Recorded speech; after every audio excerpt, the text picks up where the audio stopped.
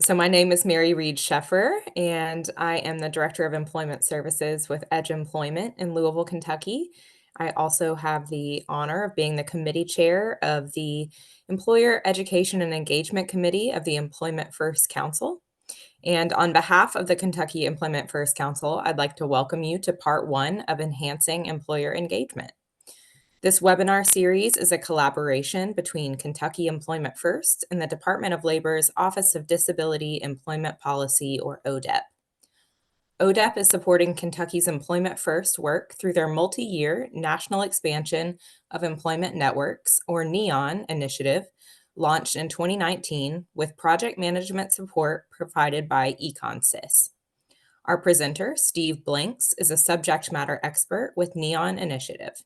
Steve is also the Director of Partnerships at a Maryland-based CRP called SEEK.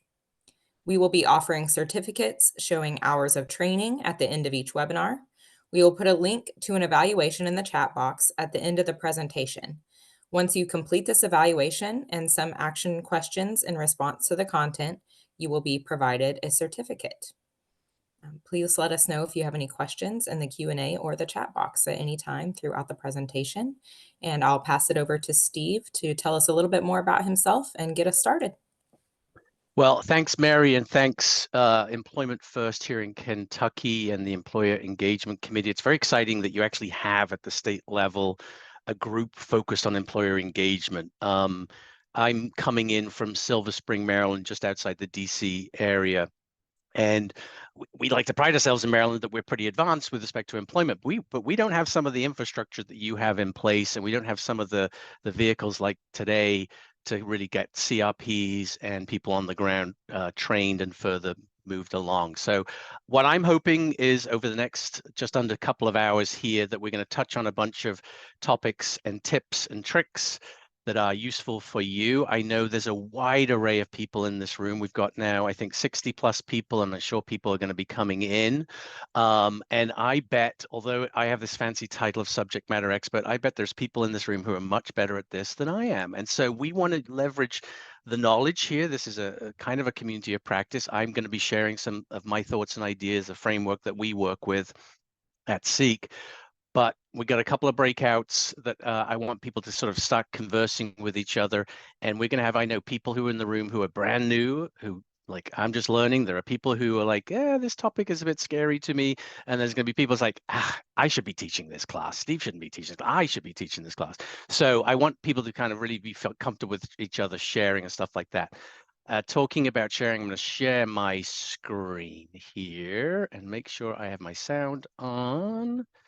And sharing, thumbs up that we've got everything ready to go. Perfect, excellent. Well, I appreciate that. Let me also figure out how to get the chat up here. So I have that too. Okay, great.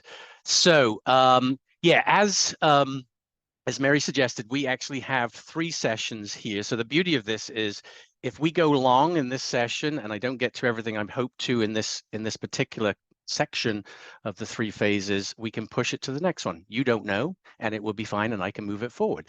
So what we're going to do today is talk a little bit about this kind of first phase of talking to employers and creating awareness and making those connections. And I'll talk a little bit more about the phasing of how that works in just a second here. But I first wanted to kind of get a sense of who's in the room. So we have this thing, some of you may have seen this before, called Poll Everywhere. It's a very cool thing you can kind of insert into presentations to kind of gauge people and get them involved. And we're going to have a couple of polls throughout this morning. There are 3 ways to sort of take this poll.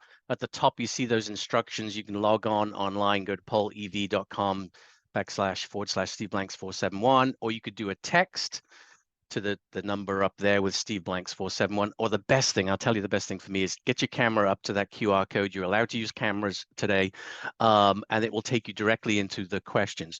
And I'd love everyone a couple of minutes just to pick, where are you? A, B, C, D, E. I'm a new staff member. I think I've got this down.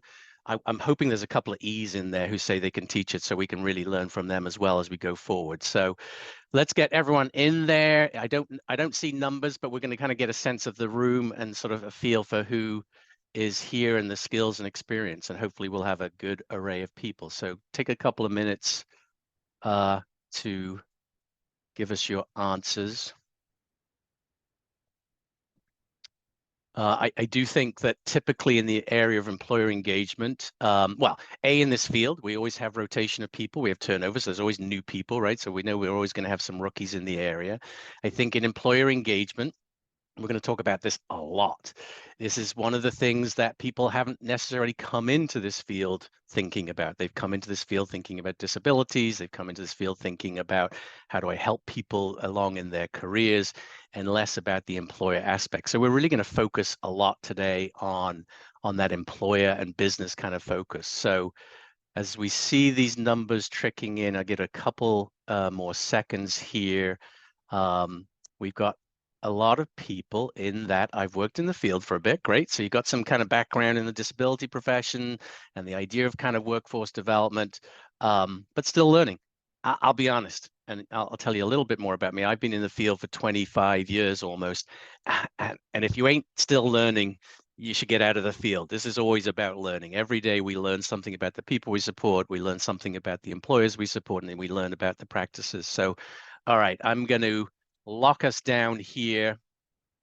And yeah, it looks like everyone's kind of worked in the field for a bit, a good chunk of people, and are still learning. So that's great. This is the perfect time for these kind of webinars to kind of augment your learning and going forward. So just to add on to what Mary said, yeah, I've been in the field.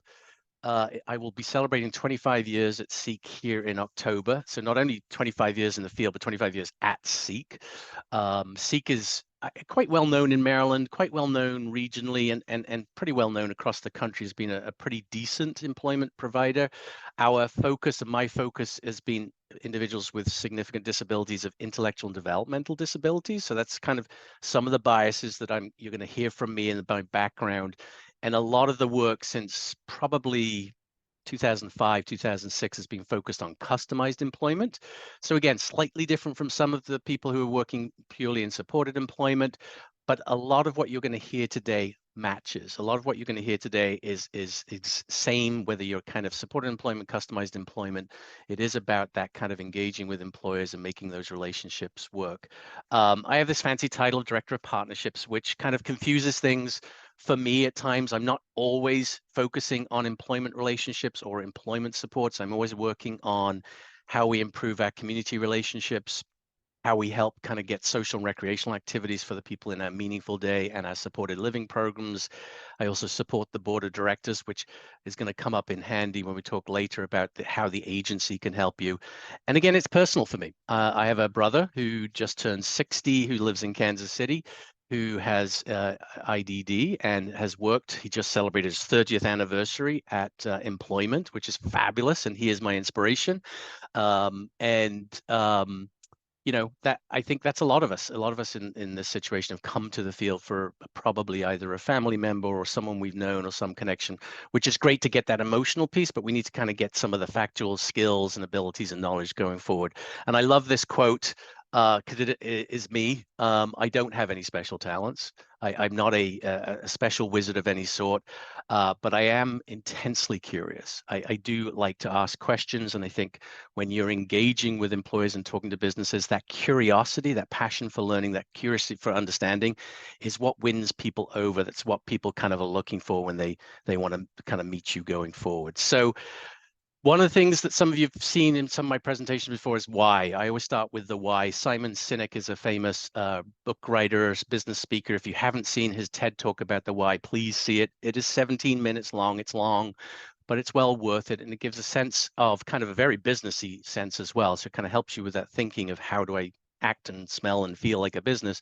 But it's about how what we do is about starting with the why. If you don't have a why, if you don't have a purpose, it often kind of devolves, even if you've got fancy plans and fancy ideas and stuff like that, without a purpose, without that why, it sometimes can get lost. So why are we doing employer engagement instead of good old job development or just talking to employers and making it happen?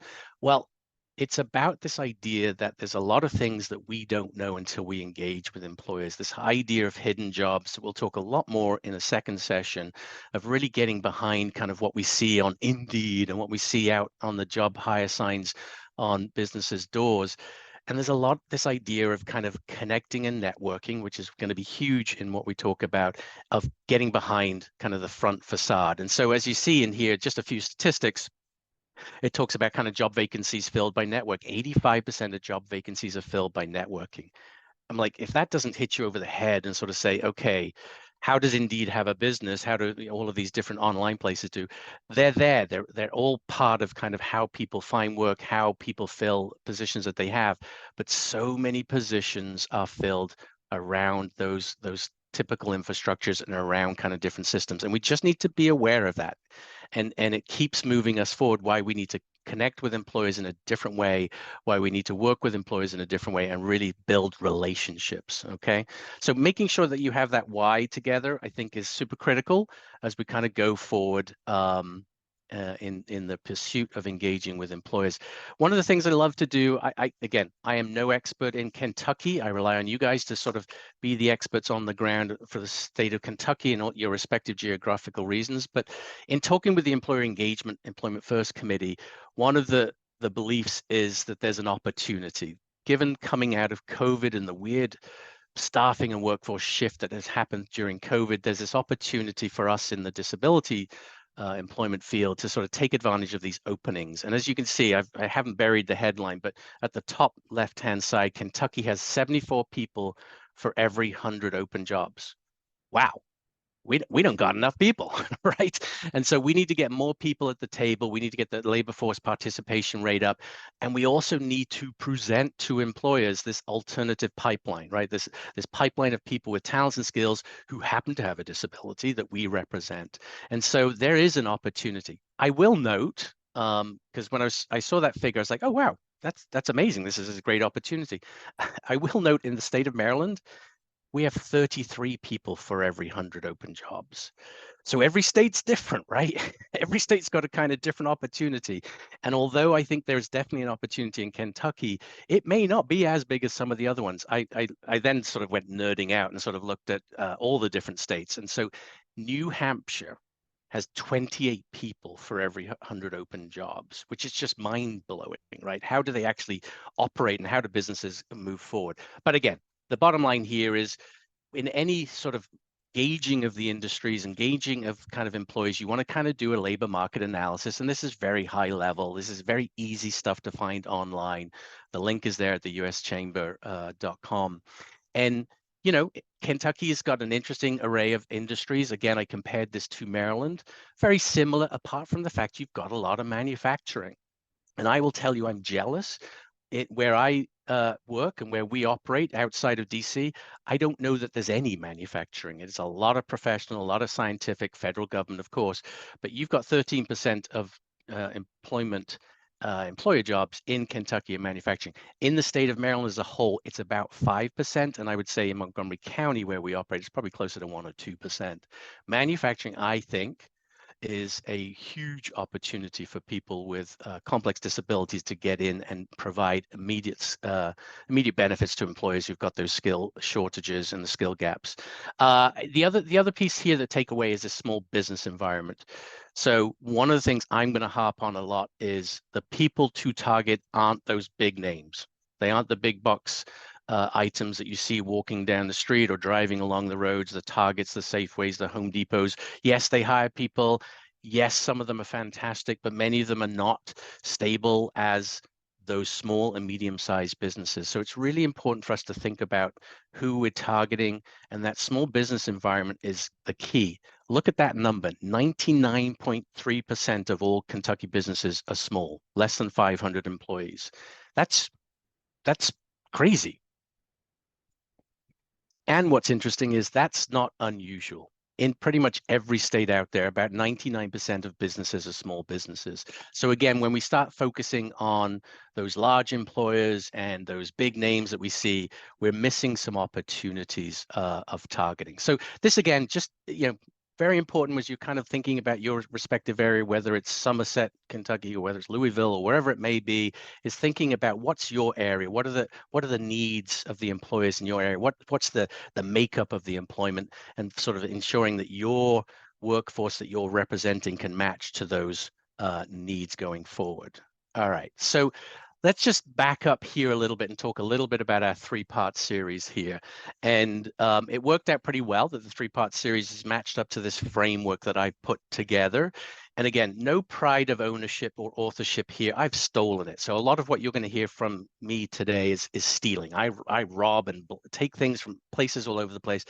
This is very much what businesses do. They have this thing called customer relationship journeys, and they take customers from, I don't know anything about you as a customer, all the way through to I'm closing on you as a customer, I sold to you as a customer, and I'm continuing to work with you. So I just adapted that, right? I mean, I think the idea of how businesses work with customers is how we should be working with employers. So I really just simplified it down to kind of the three main phases: connection, consideration, and conversion, where we go from I don't know anything about you as a business and you've never heard of me to we get somebody employed and we've got a relationship. And that fourth one, why it's in a different color, is something we're not going to focus in on this three-part series, but is something that's equally important, right? Once you've got somebody placed into an employer, is how do you continue that relationship? Because I'll tell you, the easiest job to get is the second job at that employer, right? It's much easier than that first one where you don't know anyone, you don't know that employer, they don't know you, and you've got to kind of build connection, you've got to build trust, you've got to build all those things.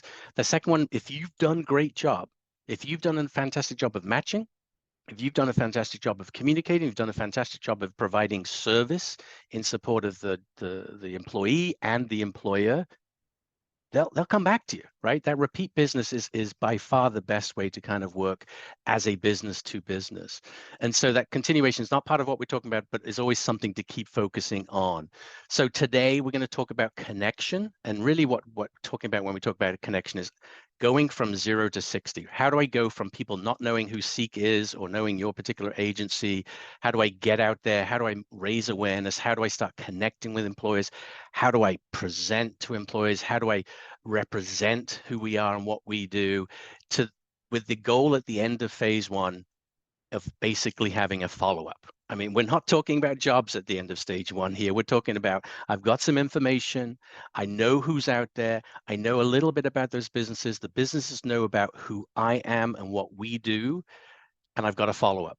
That's the goal. The goal out of connecting is to make sure I've got a follow-up. We're always kind of following up. In consideration, you've got that follow-up. You've got a chance to meet with the employer a little bit more. You're going to go behind the scenes. You're going to go see the work. You're going to understand what the work that they do is.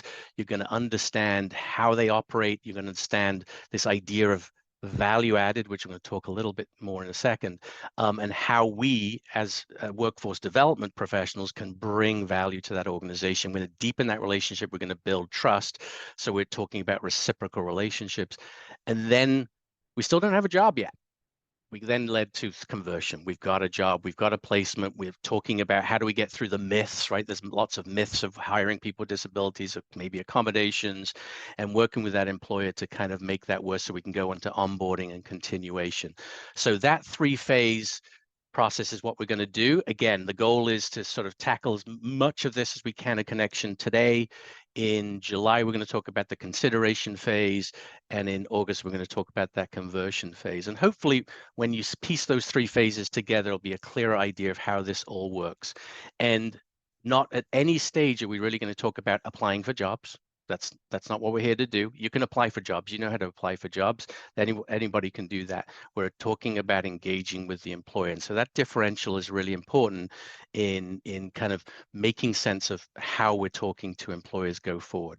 So again, I probably didn't say this, but I am someone who likes interaction. It's going to be really impossible with 100+ people on here. But if you have questions, if you have thoughts, if you have comments, throw them in the chat. Between myself, Carolyn, and Chelsea, we will hit to those questions as best we can, but I'm happy with stopping and starting with questions that come through. So Chelsea and Carolyn help me with those as we go through. Okay, so diving into today. So we've got two parts of today. My goal is to give you a little bit of a break. 2 hours sitting on a Zoom call is really hard. I know a lot of you have probably got their minds in different areas. You've got people probably coming in from the side who are trying to get your ear. You've got things pinging off here. And my goal is to try and get you a break about halfway and try to get you sort of also into a couple of breakout rooms during this time together. But we're really kind of breaking today into two sections. The first section, we're going to talk about how to be businessy, right? So we're going to talk a lot about how to act and smell and feel like a business, how to understand where businesses are coming from, what their motivations are, talk a little bit about language. I've got a great video. You'll hopefully find it as funny as I did.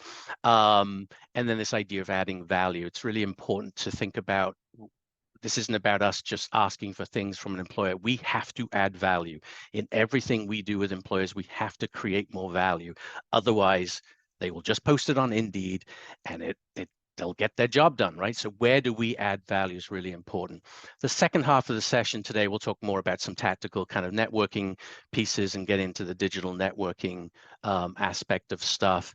And again, if time allows, we'll talk a little bit about elevator pitches and maybe give everyone a chance in the breakouts to sort of share their elevator pitch as best we can. So that's what we're planning for this morning. Okay, so as I've talked about, and again, you're gonna hear this a lot. So if there's only one thing you take away from today is switch your mind, switch your mindset, switch your way of thinking. You probably came into this field thinking, I'm going to work with people with disabilities. I'm going to make them the best employee they can be. I'm going to find them not only a job, I'm going to get them careers. I'm going to do all of these things, right? Which is totally laudable and the reason you should be here.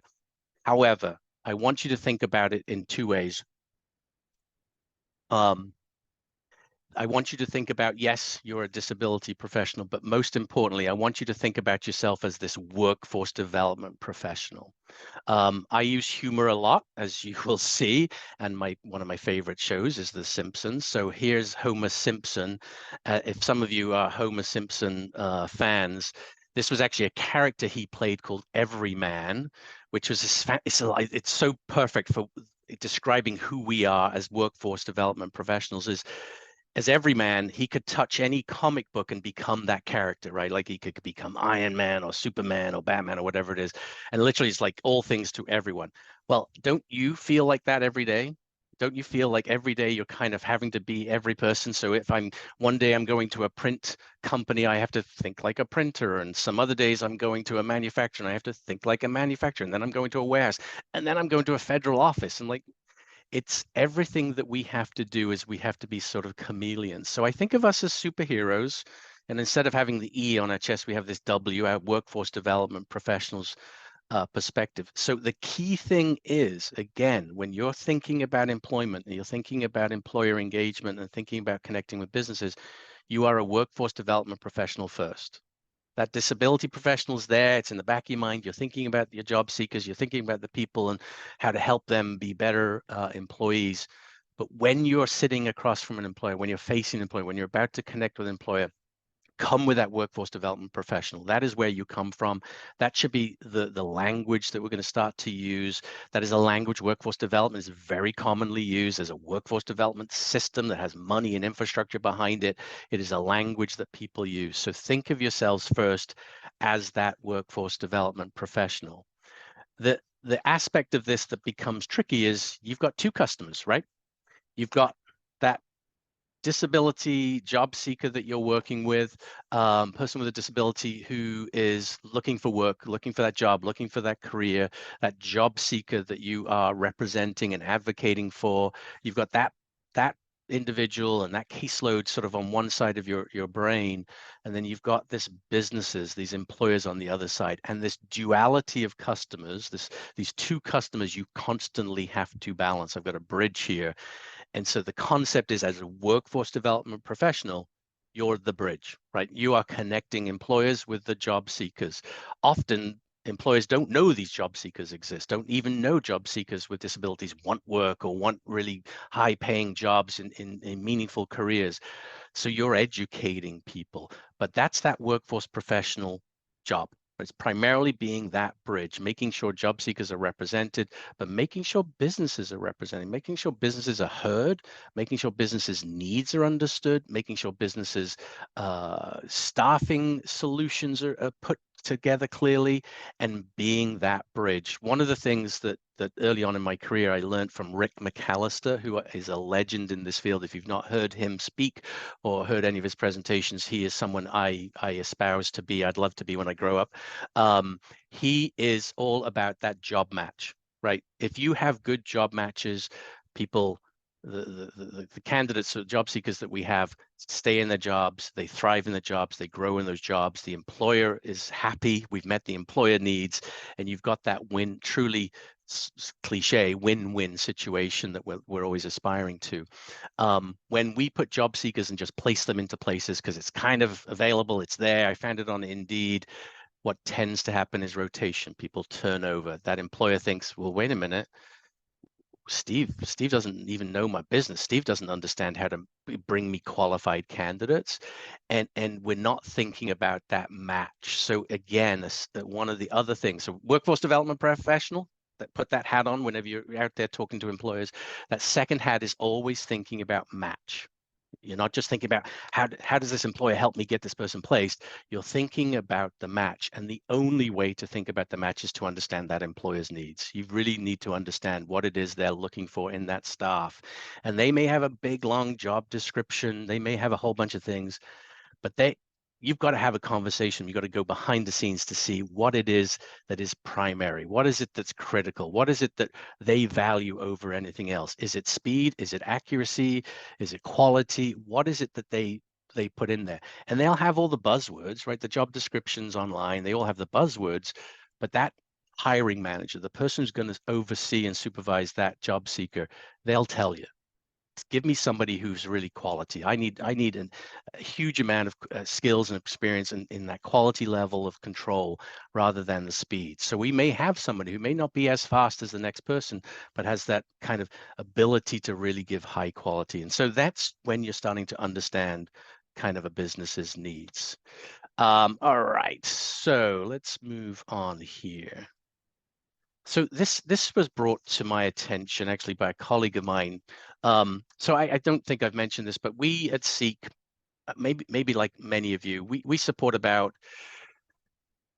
250 plus people in employment, and we have a project search. We have 3 project search sites which have got 30 people going through every year. So we're growing to probably 300 plus here in the next year or so. And for the longest time, our structure, how we organize ourselves was there were we called them employment consultants, and they had the caseload, and they had to do it all, right? So they had to find the person a job, they had to meet with the employers, they had to understand business needs. They actually had to do all the phases through 1, 2, 3, 4 of those phases that I mentioned earlier. And that was one way of doing it, right? So there's no right or wrong to this, but that was one structure. Then we moved to having really phase 1 and 2 done by a central, what we called job developer, and now we call it an employer outreach team. And I think one of the things that I would really urge everyone to think about who's maybe in a kind of leadership role or administrative role overseeing employment is think about their structure. Structure is really critical to kind of getting people to be successful. But because we're talking so much today and these next few sessions about that employer engagement, there are naturally some people in your teams who are great at this, right? They are maybe a little bit more extroverted. They're actually not too extroverted. They have some listening skills, which is going to be really important, because if you can talk, that's fantastic. Anyone will talk to you and they will listen to what you say. But if you're not listening to that employer, you're going to lose that employer, right? Because it needs to be, again, a kind of back and forth. But you may find that you have some natural people who, with that connecting phase that we're talking through today, who are much more akin to that than maybe they are in those later phases. So again, think about the work that we've got here, the process we're talking about, and how it relates to your structure. But we have an employer outreach team. There's a long story that I just sort of put in together, but we have an employer outreach team, and the person who heads up that team is a former business person, has done a variety of different businesses, thinks like a business, understands business, and she came up with this concept that what we do is more like consultative sales. And I was like, okay, what does that mean? And I just thought it was one of these fancy buzzwords that everyone kind of has, and they sort of throw it out there like whatever. But I started doing some research about what it was, and I think it's exactly what we do, or what we should be doing. Let me put it out there. Is what we should be doing. So rather than quote unquote selling either a job seeker or selling what we do as a business, um, we're consulting, right? We're working with potential employers to sort of figure out what is their value add, what is their staffing, real staffing needs, not just kind of what they've put up in a job description or have typically, but really understanding that. And so this idea of consultative selling really has kind of gelled with me and is something that we use a lot with our team to give a sense of what's different. So this chart, again, it's just a chart just to sort of differentiate things. But the idea of consultative selling is this: you aren't selling a widget or a thing, you are selling the idea and you're selling a solution. So one of the things that you'll hear me talk a lot about is we at Seek sell employment solutions. We don't sell job seekers. We don't sell great candidates. We do have all of those, but we're really looking at kind of employment solutions. And again, when you get further into customized employment, that's much more important because you're representing a job seekers with more unique needs and more unique gifts and talents.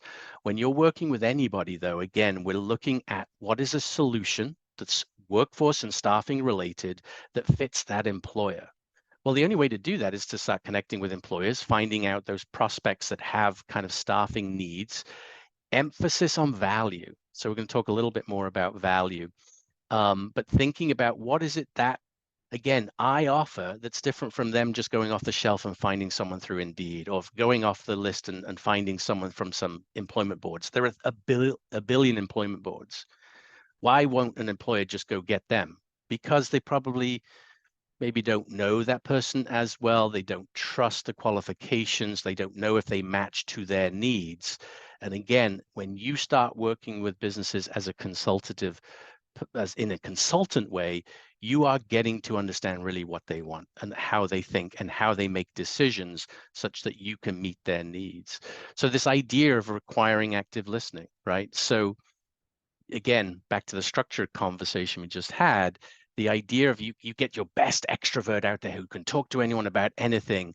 That's fantastic, just to sort of get awareness. So Seek may have a great name because we've got this really great extrovert that's out there just talking to everyone about Seek and what we do. But if they aren't listening, we won't match. We will not get people and job seekers into positions that match those employer needs. So again, it's this balance. And in our second session, talking about consideration, we're going to talk a lot about active listening and this idea of humble inquiry. I've forgotten his name, his book was around here somewhere, but it's a concept of really making sure that you're coming in from a perspective of learning and curiosity. Again, so this is why something that I think I bring to a skill set is that idea that I am interested in what you have to say, I'm interested in learning, and I'm interested in your why. And if I'm doing that kind of perspective, I'm going to get closer to kind of really what your needs are and how you make decisions. And then bottom line is it's long-term solutions, right? It's long-term relationships. We're talking about building relationships with employers, not just place and run, place and run, place and run. Unfortunately, our system, the VR system, has the challenges of they need to get people through, and we need to sort of have people place and then 90 days move on and move on. So sometimes the system does get in the way of us building and continuing those relationships. But if we believe the why is it's good to have those long-term relationships because the next job will be easier to get. My trust connection with that employer will get me to a second job, not necessarily exactly the same job, might be in a related part of the business or an unrelated part of the business, but the belief that I've listened, I've learned, I've developed a solution that works for them will have them come back to me and me be able to go back to them when I have somebody else with a different perspective. So I don't know, just a quick question for everyone. How does this sound? Does this sound kind of like what we should be doing, what maybe you are already doing? Just throw in the chat any thoughts, any comments. Again, I like this to be as engaging. You listening to me for a couple of hours is going to shoot you in the head by the end of this. So I'm going to ask questions and pose them out. So thank you, Jennifer. I think, again, it's worked for us as an idea, and it just worked for us as a concept that staff can say, oh, I'm in consultative sales. It gives you a different cachet, right? It gives you a kind of sense of, yeah, I can think of that differently. I'm not just not pushing something out the door. I'm thinking again about that long-term relationship. So yeah, keep the comments coming. And if there's questions again, definitely shoot them in the chat there. Consultative selling also helps build relationships before you need them. Yeah, Mary, thank you very much for that. You know, we don't always know the job seekers that we've got coming and their skills. We don't often always know what their skills are. You know, part of that is, we're not touching that today, but part of that learning about the job seekers, we uncover these beautiful nuggets or these hidden gifts of the people we support. And then you're like, oh man, that would be perfect for a relationship I've already developed, a coordination point that I've already got. So having those in your back pocket are really important. So that long-term relationship is very key. All right. So one of the things that I know a lot of people who are new to the field, who again come in as disability professionals, are like, I don't speak business. I don't really know what that means, but they always say that I don't speak business. Business has a different way of speaking. They have a different language. They have a different way of thinking. They're all about time is money, all of that kind of stuff. And yes, a lot of businesses are like that. A lot of businesses have a different way of speaking. Before we listen to this video, and hopefully this video will kind of make you chuckle a bit. The idea about business speak to me is a little bit BS. In the sense of, I think a lot of businesses sometimes use fancy language to make themselves feel better about themselves. And I will say this, we are the worst at it. In the human service field and employment services people, we are the worst at it. We have more jargon than you can shake a stick at, right? And so one of the things I want you to do as you listen to this, it's about a couple of minute video, is I want you in the chat, as you're thinking, as you hear kind of the words in this video, think about words that we use in the human service field that don't make sense, that are jargony, because I think those are the conversations we have to, and maybe you already have them already that you can throw into the chat, but we in this field use so much jargon, and we think it's, I don't know why we use it. I think it's something that we just kind of, many years and many decades of this business being in, that we wanted to keep things differently. But you know, the idea of a job coach, right? We all, that's what we have job coaches. It makes sense, everyone has job coach. Well, many businesses don't understand what a job coach is, right? So don't use a term that they don't understand. Really break it down. And again, my point for the business speak is, many businesses don't expect you as a workforce development professional to be an expert in their business. So relax, take a breath. No one in the printing industry or the manufacturing of cars or the manufacturing of brake widgets expects you to be a brake widget expert. They do expect you to be a good listener and understand and learner of what they do, and a good assessor of the skills needed so you match. That's what they do expect, and we should be good at that. But they don't expect you to know how to make brake widgets. They just don't.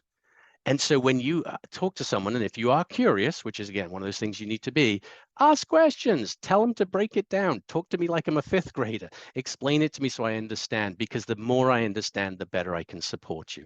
All right, enough of me talking. Let's listen to this video. And if I can, Mary, if you can give me a thumbs up that you hear the sound. We did a sound check earlier, but I just double check, okay?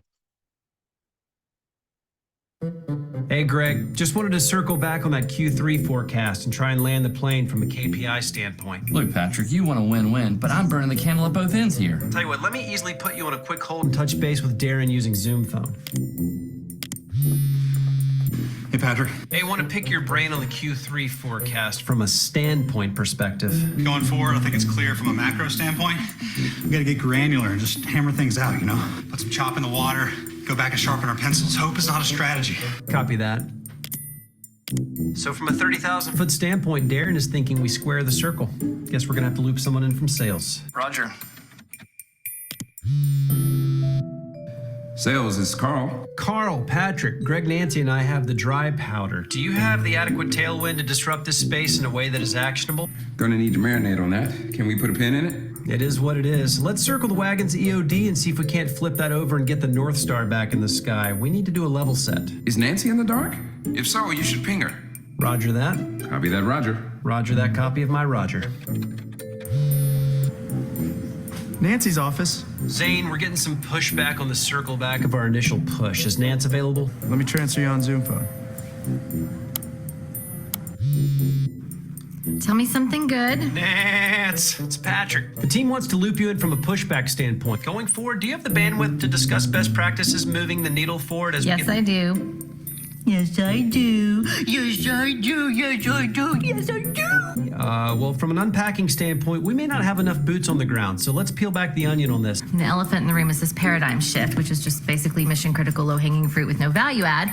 So, seal the deal, gather the troops, and let's aim for the win-win. Copy. Roger that copy. Copy that, Roger, of my copy. Roger that copy of my Roger of your copy. Copy that, Roger, of my copy of your Roger of my copy. Over.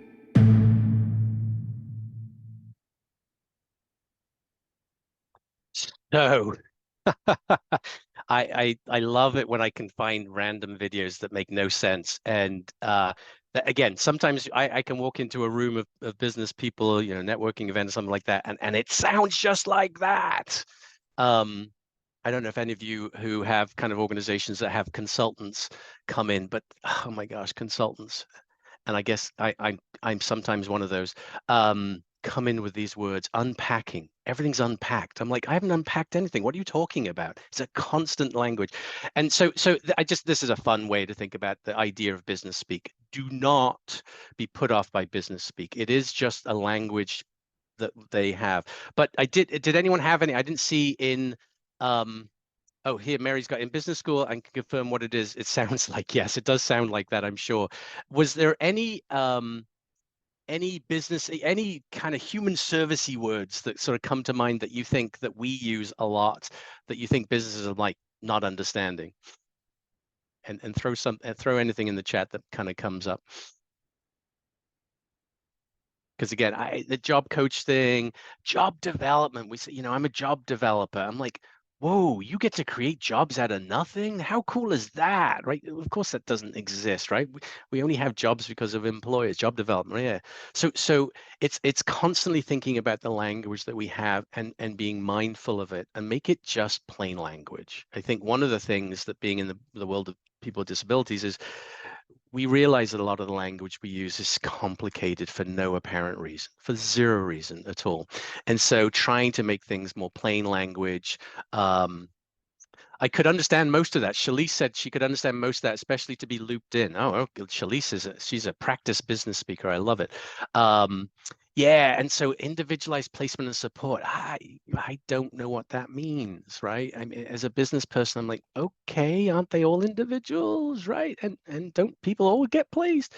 So it's hilarious, and you have to laugh at yourself. We all make the mistakes. I'll often throw job development into conversation. I'm like, what am I doing? And then I have to re-explain myself. So don't worry about it. That's okay. And also, I think from the flip side of don't worry about what businesses are doing. Hold on, this is not, there it is. Because business is going to use language that you won't understand. And I think I just want everyone to sort of take a breath and ask questions. It's a way of deepening the conversation, is asking those in questions. Supported employment, yeah, I mean, we've got a whole field that just doesn't typically make sense to businesses. They want workforce that meets their needs, and they want it as soon as you can do it, right? And the most important thing, and again, Rick McAllister is the genius behind a lot of this stuff, is this idea of a job match. They know Indeed will find them lots of candidates, but they don't know how Indeed helps them match. You know, Indeed's got to figure out its algorithm to kind of get better at that, but human to human, I'm going to know what that human general manager of a store wants in their people, or that general manager of a manufacturing site, what they want in their people. Indeed is not going to have that. So we're always going to be better than Indeed, but only if we listen and only if we engage with employers. All right, so switching it up again from a business perspective, we always kind of want to think about understanding businesses' motivations. Well, it's simple: profit. Right. And this is very simplistic because this is private industries and for-profit businesses. I know that we work with nonprofits and we work with federal governments and we work with state and local governments whose incentives are a little bit differently. But a lot of the businesses we're working with are private for-profit businesses.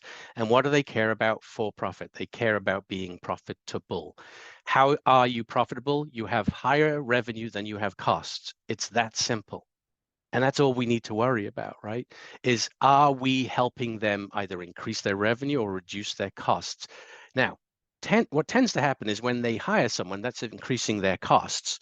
So we're not actually helping them generally, right? When we're helping them hire someone or bring someone on, that costs them more. So we have to be mindful of that. Now, a lot of organizations have a budget and they're filling budgets and that they have 10 of these FTEs, that's full-time equivalents, and they're filling those positions. So that's fine. But you also have to recognize what is the reason behind them adding a position and putting money behind it and adding that cost. Does it increase their revenue, right? If they've got an extra customer service person, can they meet more customers? If they've got somebody that's coming in who is helping their quality, that may mean that they can sell more product or sell better product or sell product at a higher price. So the better, again, you understand what drives that business's revenue and what drives that revenue, the cost of the businesses, the better.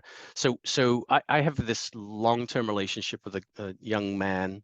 He's my age. He's not that young. Middle-aged man who is a CEO of a small lab. So his business does quality testing of different products to see how those products are cleaning supply. It's cleaning supplies, but it's also cleaning equipment and solutions and how well they clean. And so he tests samples after they've been cleaned to see how quote unquote clean they are.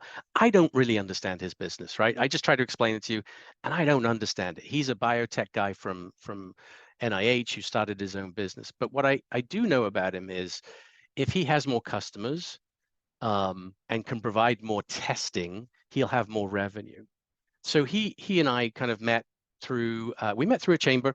We conversed for a little bit, and then he realized that he had the opportunity to bring somebody in because of two things.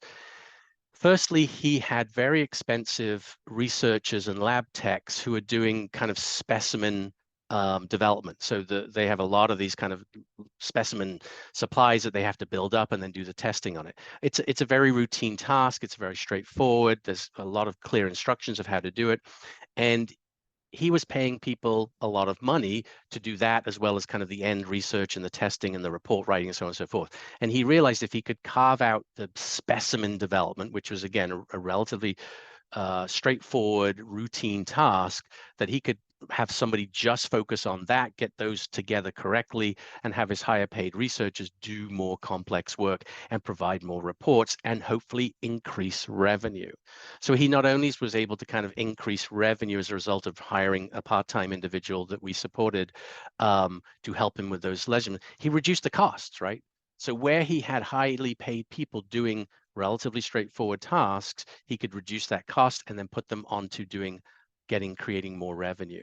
So how do we get to that? Well, we have to go and find out how their business works. We have to understand, where does the revenue come from? How does it get driven? What are the costs? How does that get driven? And without understanding those two things, there's no way we would have been able to create that job with him. And so that is a part of what we do, right? That is a part we do, is understanding people's businesses' revenue and cost drivers, as I call that. All right. So this is a language that is very businessy, but a language I love. Value added, adding value. So one of the things that any business wants when they're working with another vendor or a business like ourselves is, how do you add value for me, right? So of course, we just talked about you add value by increasing revenue. That's very simple. So how does this person, me hiring this person, create more value in more revenue? Okay, cool. That's one option. It's a way to do that. Or how do you reduce my costs, right? And so always thinking about, how do I increase revenue? How do I reduce costs? The other thing that, again, without going into a job site, without going into a business, without really understanding it, we find out there's a lot of things that businesses do that are quote unquote non-value added.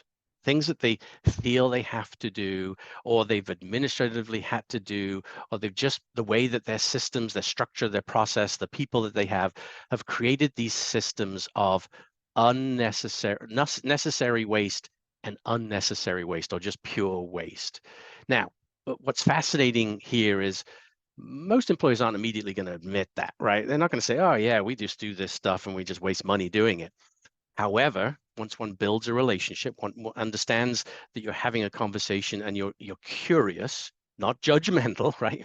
Because there's plenty of waste that we have here in our nonprofit and federal government and so on and so forth. But you're going in there as a curious person, learning about what they do. You ask those questions, right?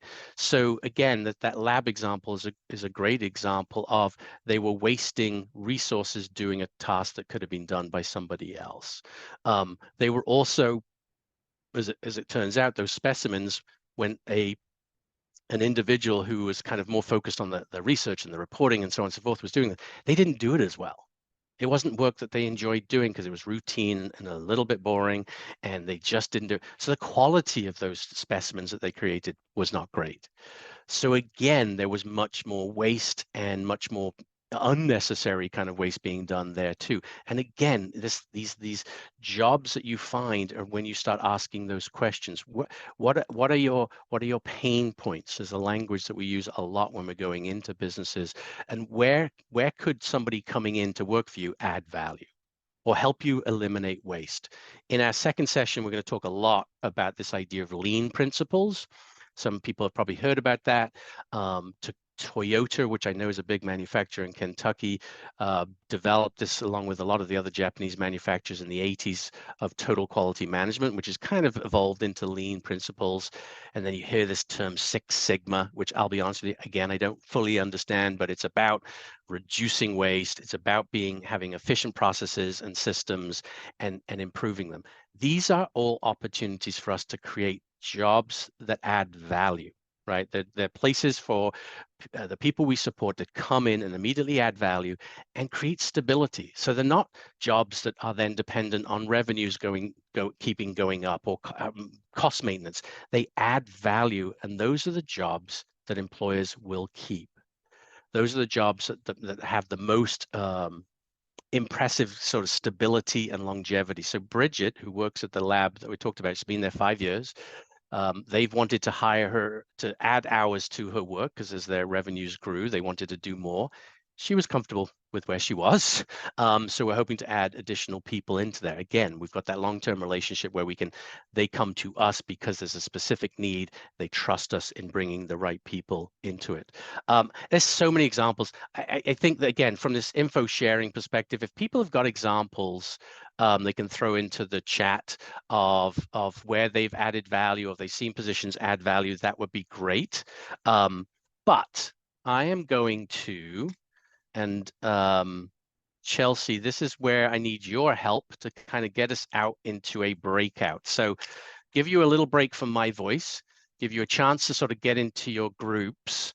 I would like for you in your groups, and I think, Chelsea, I probably didn't sort of confirm this with you, but I'm hoping we can have groups of kind of 10 people. Sure. I don't know, Yeah. again, how many people we've got in here right now, but I think that would be good. Gives a chance for people to hear from a variety of different people. But we're going to do for, what time we got here? Let's do this for 7 minutes. It'll take us right up to 11 o'clock. 7 minutes. Let's take them out into the breakouts. And as a group, talk about where you've seen hiring somebody that you've supported, they've added value. As an individual going in and creating value for that business. But then I also want you to think about how you as an organization in those business to business connections have added value for a business. What have you done to create value for a business? Whether you've helped them increase their revenue by referrals, whether you've helped them with concepts that you've learned from other businesses about reducing costs. Again, this idea of adding value is not just with that individual placement, but that value is also what you as an organization, you as a person helps that organization. So let's have them break out. We'll give them 7 minutes and then we'll come back.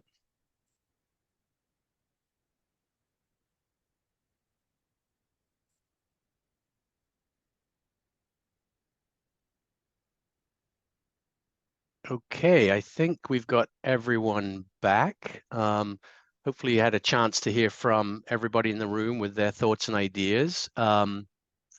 Should have probably organized to have a person per room be a bit of a scribe and throw stuff into the chat. But while we're kind of continuing on here, if there was some light bulb moments or magic things that you want to kind of share out with the group, please put them into the chat. We want to kind of lift everyone's boats here. But again, I think that value add is really, really a critical thing to think about in helping businesses. And just for me, a couple of things we talked about, kind of, increasing revenue, reducing costs, and minimizing waste, and thinking about better practices to improve the work that they do. Those are clearly the primary things that we need to worry about and things that we need to think about. But there's other things that many businesses do care about as well, image and reputation. So often, and this ties a little bit with community connectivity, but often in small and medium-sized businesses, I find that, yes, revenue and profits are really important, but that also that connection with the community. We had a really long-standing relationship with an organic marketplace that was very community-centric, and to the point that they had a lot of individuals with disabilities working there, but a lot of people from different kind of community and vulnerable populations there. They hosted many events, and they cared about building that reputation and that image, and it meant a lot, and it brought people in from the different communities. And to the point that, we had a relationship with them and we understood that, they asked us to support a request that they had for a local grant at a county council meeting. And again, that idea of kind of reciprocity. What is it that we can do in support of those businesses to help them either increase revenue, reduce costs, add value, or if it's their image and reputation and community connectivity, if they've got targeted customers that they want to reach out to that may fit kind of the demographic of who we support. Environment, it's interesting, environmental issues, sustainability, a lot of places say that that's important to them. And again, it becomes kind of this add-on mission that they have beyond their core mission is in their business. And so there's opportunities for us to support their environmental beliefs and ideas by potentially, again, bringing in a person, a job seeker who might be able to assist them with some of their sustainability goals. And then DEI, right? Diversity, equity, inclusion is what we're about, it's what we do. Often people have that as part of a tagline. Sometimes they do something about it, sometimes they don't. But it's often a way for us to sort of say, hey, we hear that your diversity and inclusion is very important to you. This is how we can help, and we can help by sort of providing education and awareness that they may not be thinking about, because often DEI is more racial or gender-based, and often disabilities is kind of down on the spectrum of DEI things. So we can be people who can add value, create more things for businesses as we go along. I'm trying to check through the chat here. Discussion in a group focus on examples of various value-added services used by employers to enhance their workflow. Yes, so that it's so funny. Mary and I were talking offline here about that idea that often businesses have HR put job descriptions and post the positions based on what they typically do. But when you come in and understand how they do the work and how maybe they want to do it differently, it provides a different opportunity for possible positions. Our consensus was the employer was able to streamline the hiring process and cut costs. Yeah, cutting costs. And this cost can be anywhere. It's not just about kind of doing the work. It could be administratively, it could be in IT, it could be in HR. So always thinking about different ways that they can do that. Individuals in our breakout express the overall importance of their wording when speaking with employers. They recognize the organization's mission and how the individual we refer to them would help support that, especially when it comes to DEI. Yes, thank you, Alex, for putting that in. Again, I think sometimes we err on not saying something because we're afraid of saying the wrong things. I will tell you, businesses want to hear it directly. They want to hear directly from you. They want to hear it in plain language. So I would rather you say something than not, because you're afraid of saying the wrong thing. Again, we should be experts, right? Our goal is to be experts in this streamline talent pipeline of people who are potentially helpful in their diversity goals, but also really more about their primary goals, their revenue and their costs, right? It should be both of those. It's not just about, oh, you need more diversity in your workforce. That's a piece of it, but it really is all about how that business survives and thrives. Win-win idea. Yeah, 100%. When you start thinking back at that, remember that graphic at the beginning, you're a bridge between the job seeker and the employer, that bridging and win-win and matching, really, really important. A common concept we discussed, the ability to use previous resources and knowledge. Yeah, so when reaching out to employers, and we'll talk again a little bit more about this idea of if you've got an employer in, so I talked about this lab connection we have. Well, we've also got a biotech connection where we're helping them staff people who are building kits, test kits. So they actually build together test kits in this clean room that they have. So we now have a couple of people in the biotech area. Well, Montgomery County, where we live, is number 3 in the country in the biotech space. So I'm like, surely we can leverage that and bring in those testimonials. Hey, you in the lab space know other people in the lab space. If I go meet with an employer, would you come with me? And often they say yes, because they might have an opportunity in meeting that other employer, because it might be more revenue, more leads, more opportunities. So again, this idea of connecting things is really, really important. And yeah, one business is going to want to hear from another business. So all really good stuff. Okay. I think we're going to do a very quick thing here. I'm not going to show this video, but I'll make sure that you get the link for it and it will be in the recording. But you know, this is just my close out of this kind of first half of the session, which is talking about being professional. You all know how to be professional, and if you don't, ask somebody, right? It's very straightforward. If you're I just read this morning or yesterday this book by Daniel Pink. It talks about selling and the ABCs of selling. And one of the things he talks a lot about is this idea of mimicry.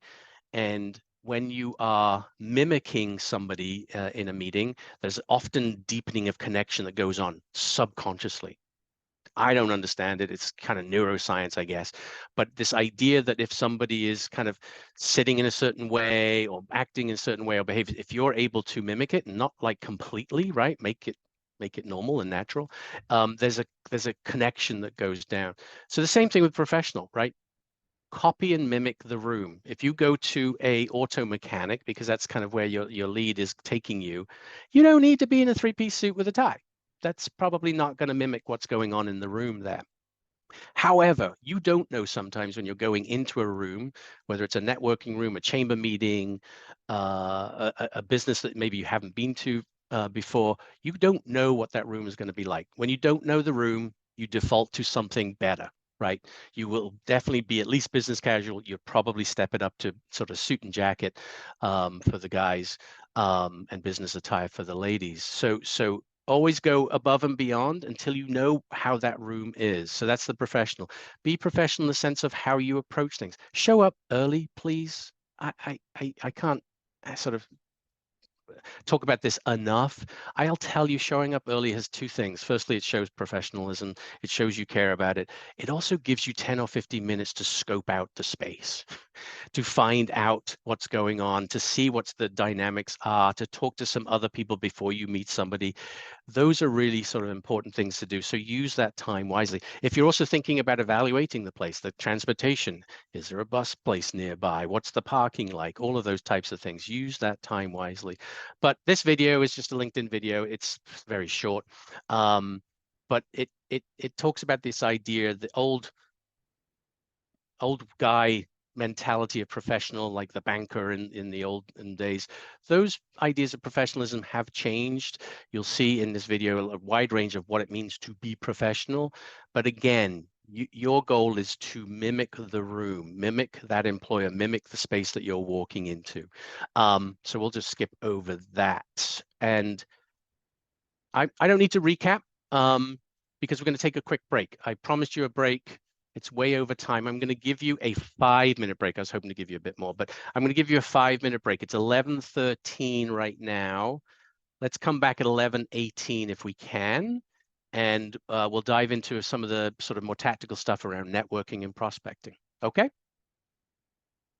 Well, I'm blushing now, Sheila. Thank you for that note. I appreciate it. I hope that sometimes kind of pulling together kind of disparate thoughts and putting into a construct that helps people think about what they do, because what we do every day is really hard.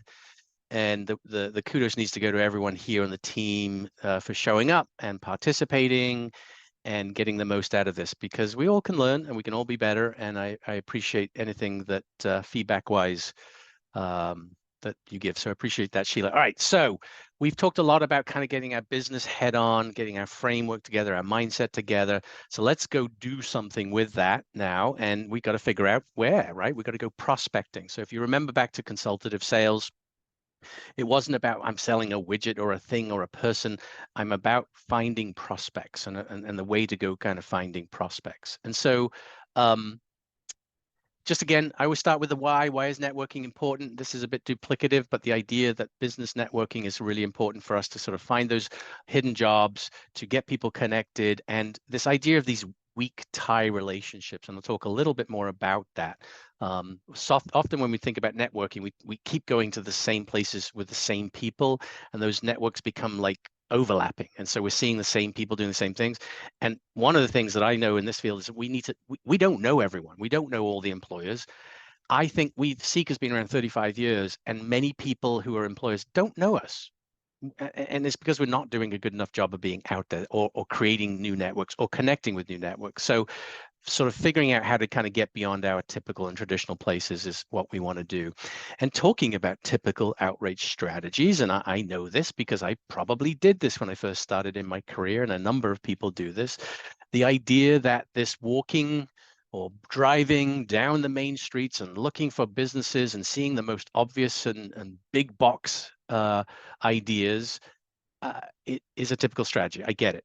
If you don't know who the employers are, you got to go and see, and visually you get a prompt about who they are, and then kind of going in and typically asking directly about jobs. Well, not anything we've done to date, and this morning has been about asking about jobs, right? It's been about understanding the business and getting information about the business, how they do their work, not about asking jobs. There's cold calling businesses. I can tell you in a second why that's not a good idea. This idea of just walking by and driving up to businesses. And then I love this idea that, you know, more and more businesses, you probably see it, have this no soliciting. Well, when we show up, yeah, we think we're helping them. We're going to get them the workforce that they need. We're soliciting. So stop it, right? I have this one individual who I cherish a lot here in our organization, but she's new to the field, and she saw this organization called Wedding Wire. And if any of you have been married recently or have gone through that, Wedding Wire used to be The Knot. They've changed themselves into the Wedding Wire, and they're a massive global organization that is just this internet hub for everything wedding related. Who knew, right? So she saw Wedding Wire. It was in this big tall tower near where the person she was supporting lived. And she's like, oh my gosh, they've got to have lots of opportunities, right? Big sign, big skyscraper. They must have lots of things in there. She didn't know anything about them. She hadn't done any research about them. And she realized she couldn't get in there because there was no solicitation. So it was only after I spoke to her that I learned that she wanted to speak to them. I was like, hey, you know that 3 years ago we did a lunch and learn with them? Who do you want to talk to? Right. And so often, even in our own organizations, we're not networking, right? We're not seeing what we've done or what the connections that we have. And not to brag, but I've been around the block a few times. I know certain people in the area, and leveraging that internal talent and connections is a really important thing that we need to figure out. So these typical outreach strategies, if you're doing them, we've all done them, but please minimize these. If you're really struggling to figure out where to go, then start reaching out, and we're going to talk more about that. But these aren't strategies that work. The big sign syndrome I just talked about. I'm always sort of making sure I claim the people who put this together. Griffin Hammes Associates, if you've not heard of them, they're big in customized employment, self-employment, and a variety of different resources and training. Everything, again, with Rick McAllister and Griffin Hammes has kind of informed who I am. They coined up this term, big sign syndrome. It's very easy for us to see the Safeways and the Targets, and I don't know what a grocery store in Kentucky might be, and the Home Depots, and just go after them because they've got jobs, they're visible jobs. But the reality is 99% of businesses are under 500, they're the small businesses. Small businesses are the places who are able to be more flexible, more creative, and listen to your thoughts and ideas. We saw in the chat of like redesigning workflow, work that doesn't get done. Those small businesses have a lot more creativity and flexibility. So really focus on small and medium-sized businesses. I find that is where we have our sweet spot. Yeah, we can get people into Safeway and Target, and we still do it.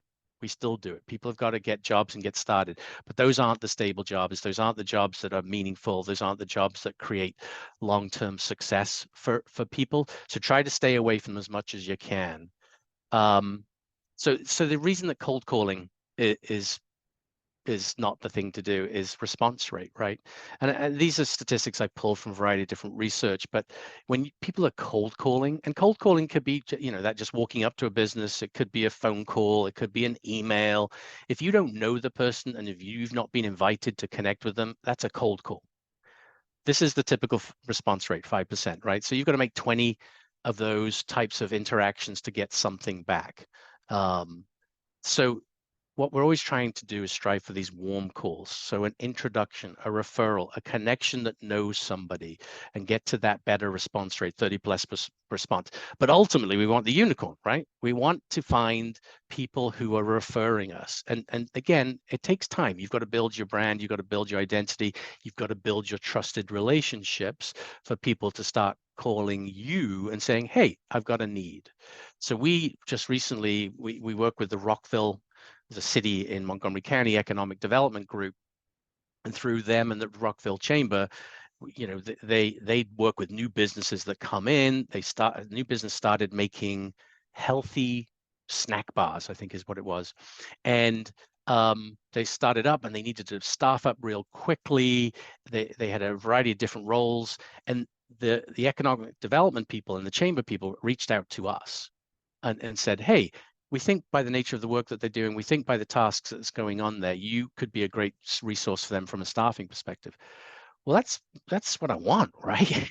I am incredibly lazy.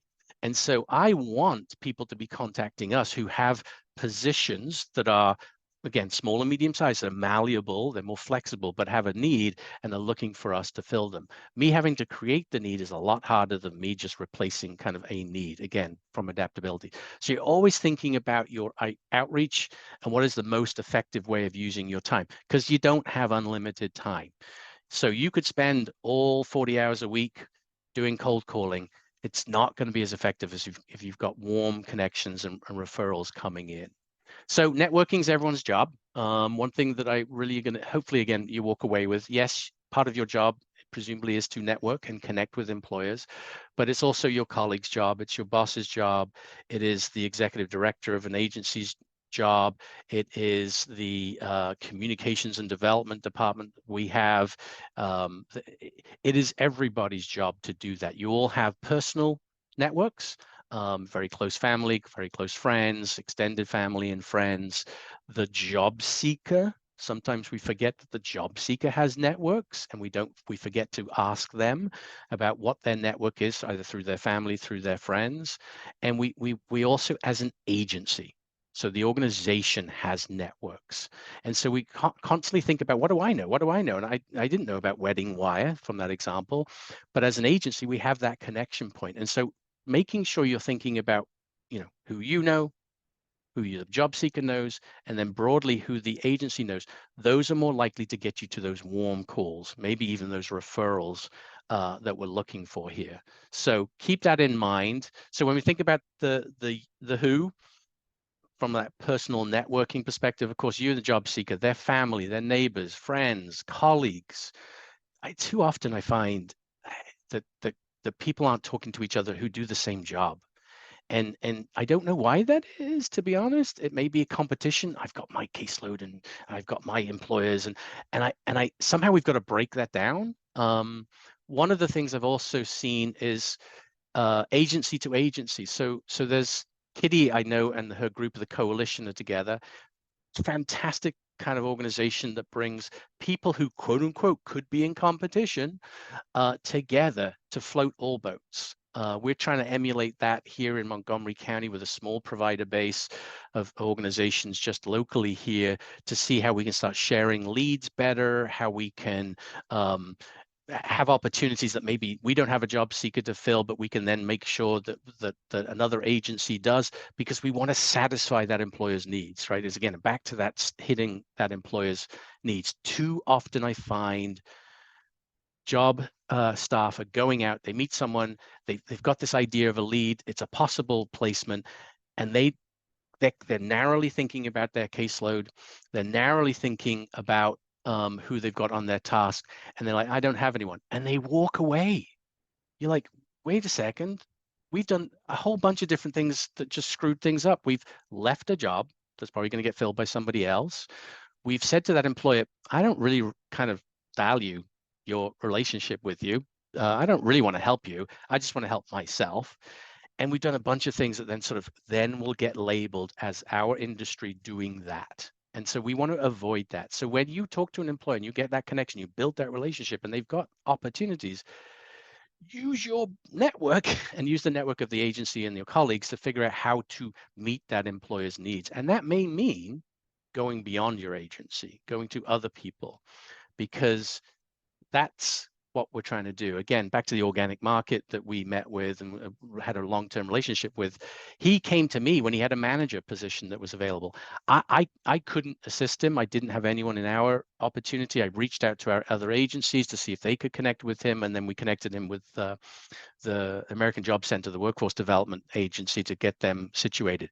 Again, my goal is to satisfy his needs, to solve his problem, even though I couldn't. So we have to remember that as we go in.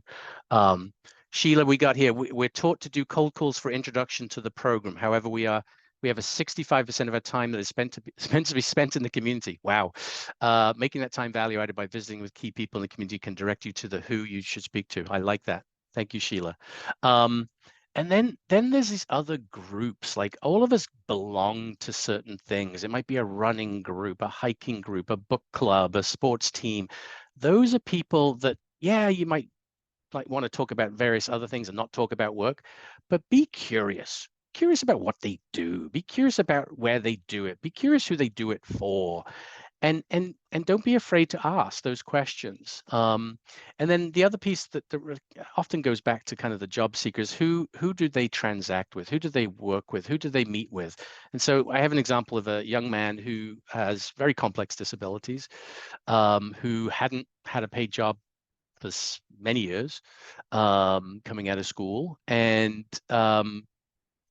we were talking with the family about who they knew and who they connected with, and they spoke about their hair salon. The whole family, all four of them, would go to the same salon, and they went on a regular basis, and they knew the owner very well, and they had this connection. And that was just the simple introduction that we needed to then go in, find the jobs behind the jobs, find his pain points, find out where he was spending high cost resources to do low cost work. And we were able to create an opportunity that worked for that person in that way. And it was just that simple conversation of just getting behind the scenes with the family and the job seeker of who they know. So please, let's not forget kind of those obvious connections there.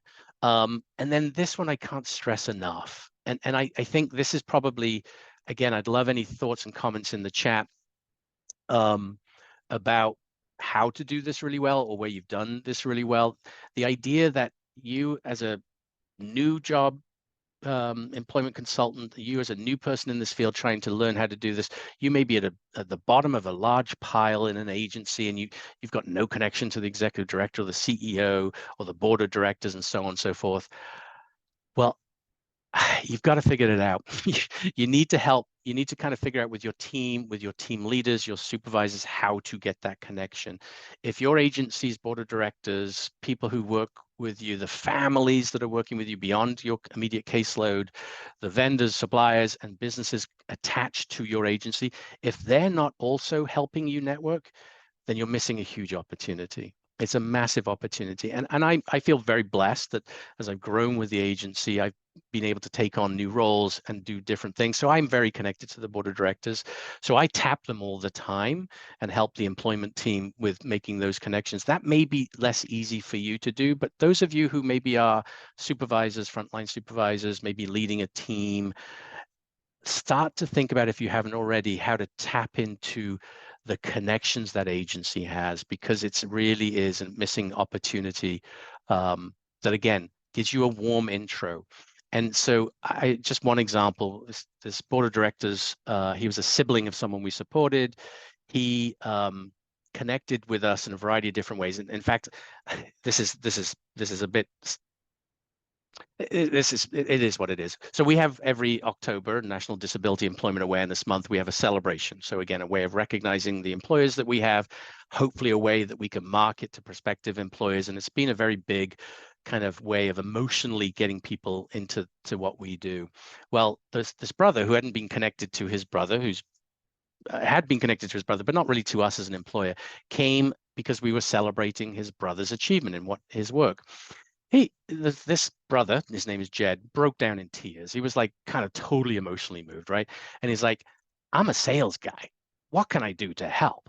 And so literally just having him be invited in, understand what we do, he started figuring out who he knew, because he was a natural connector. He was a natural salesperson. He didn't know how to do this. So he sat along with me on a couple of rides where we met with employers that he had made the connection with and understood. Sorry, I think that's my phone there. I'm not sure why.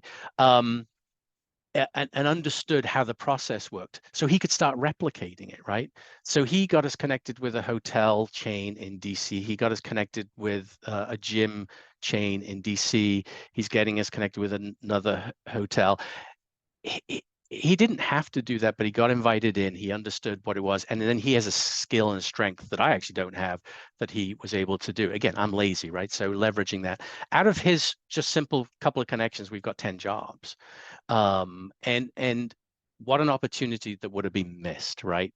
And so again, getting board of directors, volunteers, families into your processes, into the way you think, your celebrations. If you don't do celebrations for your employers, figure out how to do it. I know money is an issue, and I know it's not cheap to do some of these things, but you can do these events on a relatively reasonable cost. But it's just a great way to get people beyond kind of who just does this every day, connected to what you do. So please, please, please don't forget those agency connections. Really, really important. And again, if anybody has had some good experiences of how, as kind of the junior member of the team, how to connect with the broader agency connections, please put that in the chat. And then, these are the obvious things here, right? So the career centers are an obvious place to sort of find out about businesses. They're not a way to get connected because they're a gatekeeper. Chambers, every geographic area has a chamber, often many chambers. Economic development groups that are out there, they're working on helping businesses find staff and economic development issues. If you don't know about those groups, connect with them. And then the standard service clubs, Rotary, Kiwanis, Knights, and trade groups as well. I don't know in Kentucky specifically if there are unique service clubs or community groups that have worked for you. But if you've got unique groups in your geography or in your area that work as making a connection point or an intro point to get that warm connection, throw it in the chat so we can spread that out. I think that would be fantastic. Okay, so quickly moving. Oh, and I put in on this picture here, hopefully everybody knows, because again, mind-blowing to me is that the Kentucky Chamber has a whole day summit that started, I guess, last year as the first time, dedicated on employment of people with disabilities. It's just mind-blowing, right? I mean, these are opportunities that hopefully you guys know and recognize as fantastic. We don't have that. Our Maryland Chamber is good, but it's very much focused on federal businesses and federal vendors and so on and so forth, as well as mostly Baltimore. So not very helpful for us. We haven't found that a lot of value. And the idea of having a day-long training summit awareness exercise around people with disabilities has never come up. So take advantage of that. That's incredible resource. You've clearly got people at the state chamber level who probably can help you with any connections at the local chamber levels. I will say, you know, people say, again, it costs money to be a member of the chambers. I find that chambers want members. They a little bit like faith organizations, they prefer to have people be part of it and engaged with it. And if you can't meet a certain dues level, there's some negotiation that can be done. If you're a small nonprofit, the dues are often really low. So often that's not a barrier. And even if you don't have the commitment to sort of maybe be a full-time member, you often can pay for different activities and events that they have. I will say often the free events are often equally as good as the paid events. I will say that there's research out there that unstructured networking is not as effective as structured. So sometimes chambers have these things called speed networking or speed dating sessions. That is like 2 hours of just literally meeting everybody and connecting with people. Those are fantastic. When it's just kind of a milling around, the research says that they're about 50% less effective because people often overlap. They go to the same groups. They're not actually networking at all. So it's something you kind of have to sort of get the rhythm of and think through. But again, chambers are great ways to sort of start connecting, getting your name out there, get those referrals, and making those warm introductions. This is a group that maybe some of you have heard of. And again, if people in the chat have heard of this and work with this, great, put it in the chat. But BNI is called Business Networking International. And I hadn't heard about it, to be honest with you, until a few years back. And one of our employer outreach team has joined I think in DC, there's probably like 40 different chapters. In Kentucky, I think there's something like 30 chapters, which surprised me. If I check my notes here, I think there is one in Glasgow, which I think is one of the smaller towns in, Elizabethtown group, great. One of the smaller groups in Kentucky. And even that group, which is I think Glasgow is 14,000 people, and the membership is 18 members. And these are usually businesses that are small and medium-sized. They're often an array of trade as well as professional, different businesses. And the model is straightforward. Every week they meet for 2 hours. The members come together and it's purely for networking. They're all just sharing each other's connections. They have a commitment to make one referral to a peer member, to help a peer member kind of make a connection and refer people and bring people. So it's literally the sole purpose is to network and prospect. It's genius. Again, there's a membership fee associated with it. And again, as nonprofits, we've been kind of quote unquote brought in on a waiver, that they've waived the fee, as we are kind of the only nonprofit in the group that we are in. And I would say in the last, and again, this started probably in COVID, but in the last 3 or 4 years, out of that, definitely we've probably reached 50 plus referrals. And I would say those probably have amounted to at least 10 plus jobs.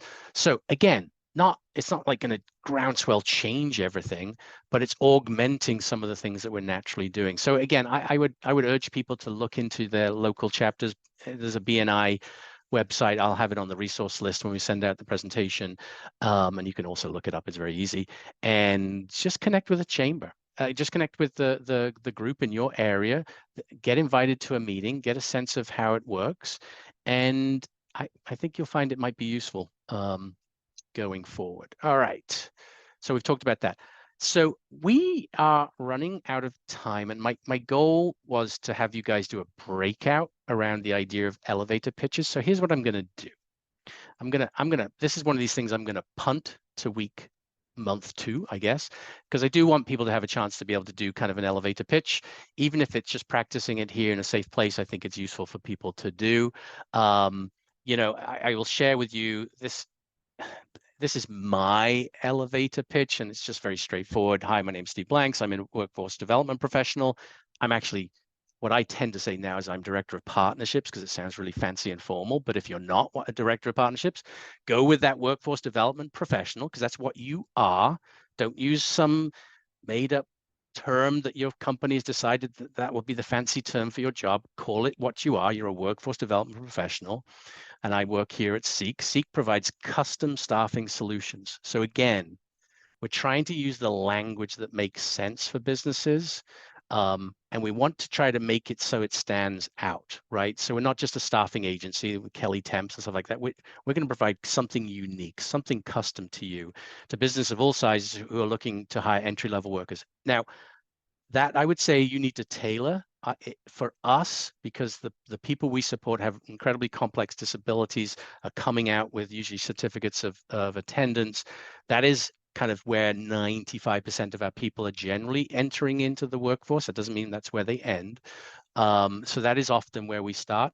You tailor that to whatever makes sense for the demographics, for the people you support. And if you just want to get rid of entry level, because maybe you think that's not the right way to approach it, I totally get that. But it's often also a waste for an employer connection if I say to them, I can help you with all forms of workforce, when I can't find you a manager or a scientist or I just don't have those resources. So I want to be very clear up front. And then what do, right? We work with you to understand your business and staffing needs and match. So again, that language of matching, pre-screened and qualified. So why am I different from Indeed? Why am I different from someone else? That I'm going to do some of the heavy lifting for you so you don't have to do it. Pre-screened qualified job seekers to your critical tasks. And it's less about the jobs, because we're doing a lot of customized and carving. It's really about those tasks, those critical priority tasks. And then you can add on an element that talks about kind of your background, your experience. So I like to think our hands-on collaborative approach with employers leads to more stable and reliable workers. Or you can add in, we've got 35 years of experience working with over 100 employers in the local area who can attest to our services and caliber of job seekers. So again, it's just a simple framework, 3 kind of main elements. You fine tune it to a language. But I will say this, there's different schools of opinion about an elevator pitch. And I'll tell you, I have this elevator pitch. I rarely use it because my way of introducing myself to other people is usually through very quick intro of who I am without all the explanation. And then I'm turning the conversation to them. I'm a curious person. I ask questions about them and I'm engaging them in those conversations. I will replay out at the end what we do. So there's an obvious connection point to sort of go to it to follow on. But I'm much more about kind of getting engaged with them and understanding who they are when I have these conversations. But you should have this in your back pocket because you meet people at different times, you meet them at strange locations, and you want to have something you can quickly wheel out to at least sort of have a conversation about what you do.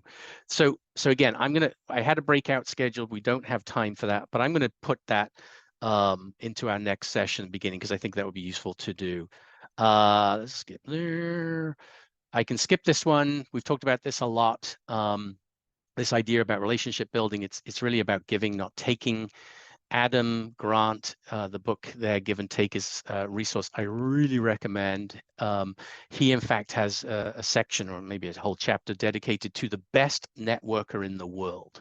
His name was Adam Rifkin from somewhere in California. And he got this title because through some algorithm and analytics of LinkedIn, he had the most connections to the top 1,000 people in Fortune 500 companies. So Adam Rifkin is this guy, and he describes himself as a shy, nerdy, Star Trek loving dude. And if you look at him, you're like, oh yeah, I don't get that. How do you become the best networker? But he describes kind of 3 things that he did. Firstly is he's curious and asks questions.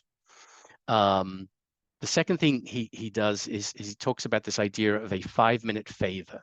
So every day he does something for someone in his network. It's a 5-minute favor, something very easy for him to do, but it's a natural connection point and continues those conversations. And it's about giving, right? It's not about taking. And then the last thing is a very weird thing. It's called pronoia, which I've never heard of. I think it's a made-up term, but it's opposite of paranoia. So paranoia, you think everyone's against you and everyone's is gunning for you. Pronoia is that you think everyone's got your best interests at heart all the time. Who knew that was a word?